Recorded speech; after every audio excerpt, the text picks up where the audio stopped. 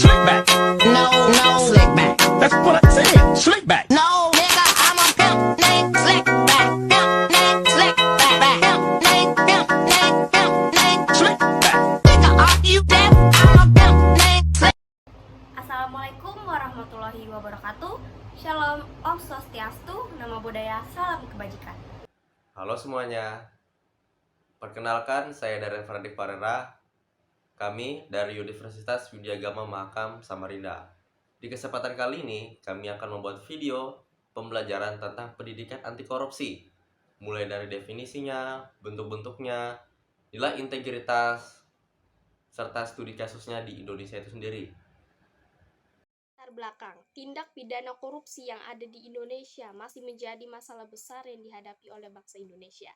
Korupsi tidak hanya terjadi pada lingkup pemerintahan dan pemangku kekuasaan saja, akan tetapi budaya korupsi, kolusi, dan nepotisme juga kerap terjadi di kalangan masyarakat dan dunia pendidikan.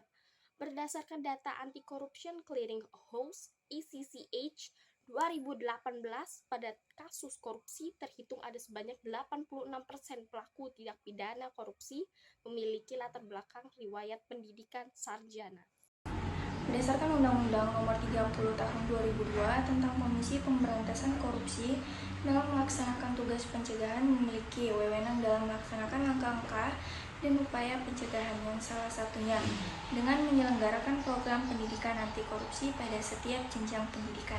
Berdasarkan landasan hukum tersebut, upaya-upaya pencegahan perilaku koruptif mulai korupsi tahun 2012 dalam instruksi Presiden tersebut sangat ditekankan kepada strategi pendidikan dan budaya anti korupsi pada penyelenggaraan program anti korupsi pada jenjang pendidikan, terutama perguruan tinggi.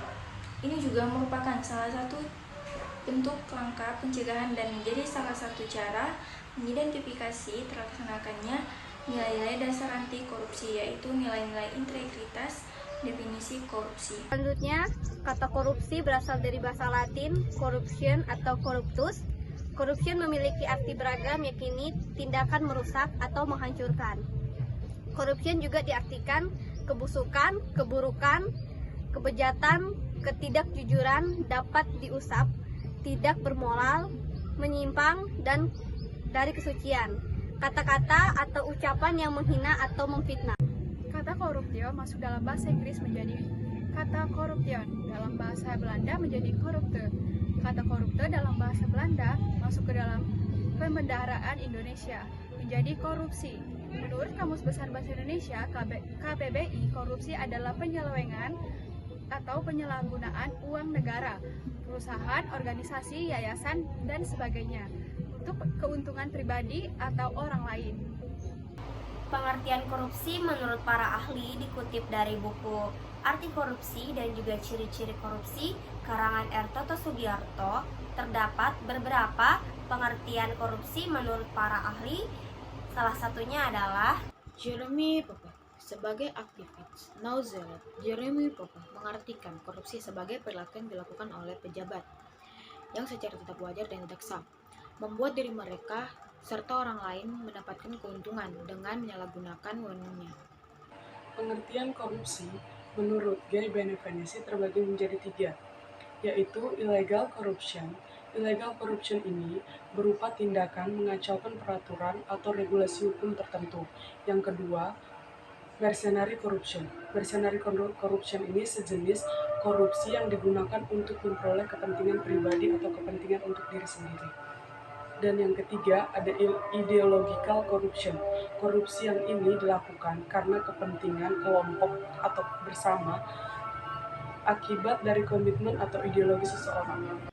Menurut Graham Brooks, pengertian korupsi menurut Brooks adalah yang sengaja dilakukan atas dasar kesalahan atau kesalahan melakukan tugas yang diketahuinya sebagai suatu kewajiban, sehingga tindakan ini merujuk pada sesuatu yang tidak menguntungkan atau cenderung bersifat pribadi.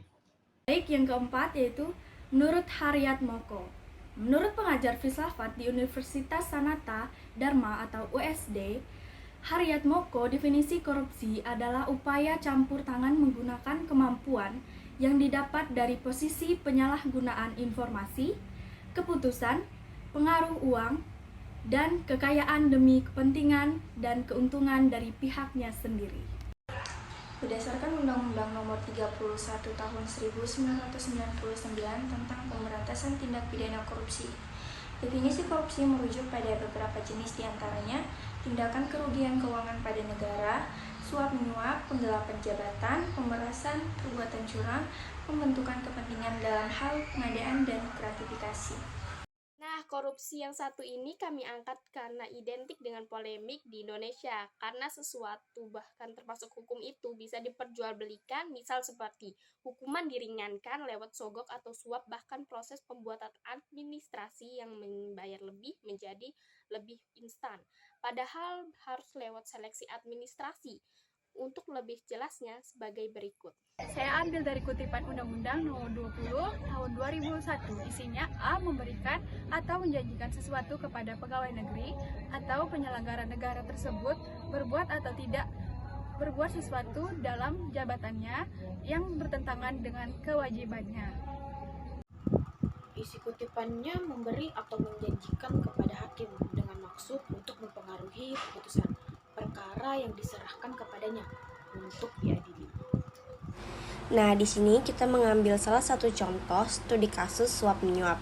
Secara garis besar, yang dilakukan oleh oknum tersebut adalah dengan tujuan suap diberikannya kepada anggota DPRD Jambi untuk menghindari pengesahan RAPBD Provinsi Jambi 2018. 5 langkah untuk mencegah suap terjadi. Yang pertama, mulai dari edukasi. Disadari atau tidak, semua kalangan masyarakat belum tentu paham betul apa itu suap yang tepat. Rata-rata saat orang awan mendengar kata suap, yang muncul dalam benak mereka adalah memberikan uang kepada pejabat dengan tujuan agar bisa melakukan sesuatu yang negatif. Padahal jika diteliti, setiap lingkungan kerja akan selalu punya praktik suap berbeda. Oleh sebab itu, jika ingin mencegah suatu suap di lingkungan kerja, langkah pertama yang bisa dilakukan adalah memberitahukan pekerja di pihak-pihak lingkungan kerja tentang suap versi di sini bagaimana. Tenang, cara untuk menyampaikan juga beragam, bisa dengan pertemuan langsung tatap muka atau poster atau banner yang ditempel di sekitar lingkungan kerja. Dilanjutkan dengan pengawasan. Layaknya kegiatan manusia yang perlu diawasi, pengawasan terkait dengan suap juga perlu dilakukan. Mengingat, orang yang awalnya tidak berniat mencuri juga, kalau dia berada di kondisi mendukung untuk mencuri, ya dia akan melakukan aksi. Kenapa seperti itu? Ya, betul, karena ada kesempatan dan buruknya kesempatan ini muncul dari kurang pengawasan.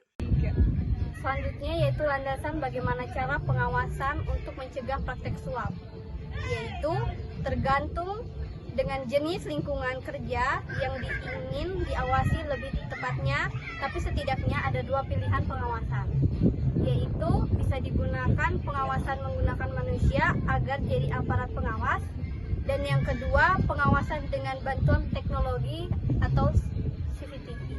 Ingat, pada saat membuat peraturan, pastikan semuanya jelas dan tidak ada ditutup-tutupi dari A hingga Z. Gunakan juga bahasa yang sederhana dalam penyampaiannya agar bisa lebih cepat dicerna dan mudah dipahami oleh semua orang. Semua kalangan di lingkungan tempat kerja. Membuat surat perjanjian yang isinya berjanji untuk tidak melakukan praktek suap. Bisa jadi contoh terkait hal ini. 4. Buat prosedur dan mekanismenya. Caranya mudah. Begini, saat peraturan terkait suap disampaikan, bisa ditambahkan informasi terkait cara melaporkan suap itu bagaimana dan di mana. Jika ada yang terciduk melakukan suap, akan ditindaklanjutkan seperti apa? Apakah langsung berhadapan dengan hukum? Apakah di PHK terlebih dahulu? Apakah ada syarat-syarat lain sebelum ditindak dan seterusnya? Nah, ada baiknya jelaskan poin-poin terkait prosedur praktek suap dan proses tindak lanjut kasus suap jika terjadi. Itu harus seperti apa dan bagaimana terjadi dengan sejelas-jelasnya. Tentu, hal ini dilakukan agar pemahaman terkait larangan suap bisa lebih mudah diterima dan dipahami secara maksimal dengan satu harapan, yaitu kegiatan praktek suap tidak akan terjadi. Yang kelima, gunakan teknologi agar lebih maksimal lagi.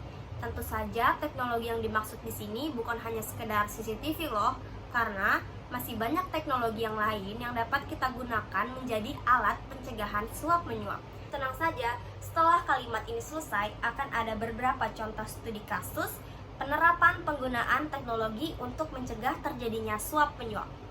Misal untuk mencegah suap saat melamar kerja, bisa memanfaatkan email untuk mengirim surat lamaran. Untuk mencegah suap biaya parkir biasa diatasi dengan sistem e-tol.